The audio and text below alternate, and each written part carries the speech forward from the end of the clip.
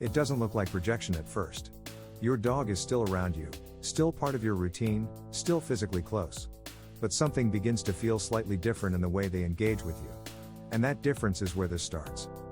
Nothing breaks all at once. There is no clear moment where the relationship suddenly changes.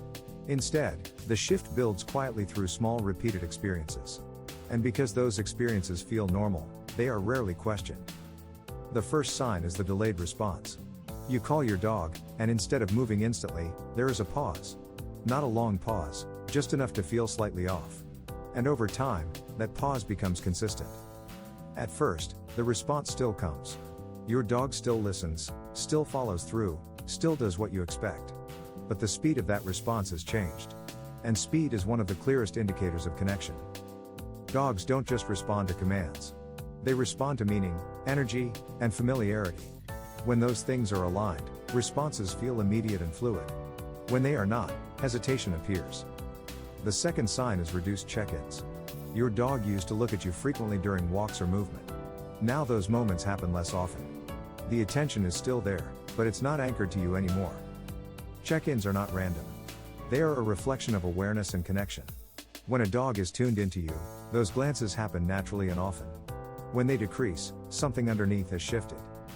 Now look at movement patterns. Your dog begins to move ahead slightly more than before.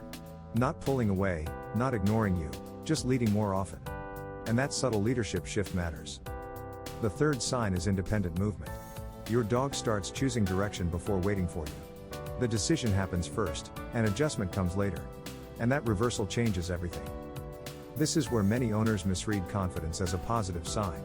It looks like your dog is comfortable, relaxed, and self-assured. But independence without alignment creates distance. And distance always starts small. The fourth sign is selective listening. Some commands get immediate responses, while others don't.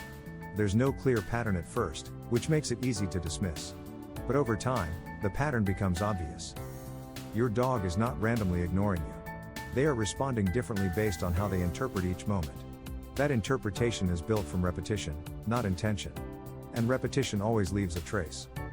Now something deeper begins to show. Your dog starts choosing when to respond rather than feeling compelled to. The behavior becomes conditional. And conditional behavior changes the entire relationship dynamic. The fifth sign is emotional distance. Your dog still comes to you, but not as often. Still stays near you, but not as closely. The bond is still there, but it feels slightly weaker. This is the hardest sign to recognize. Because nothing looks obviously wrong. Everything still works, just not with the same consistency. And inconsistency is where connection begins to fade. Now watch how your dog reacts in quiet moments.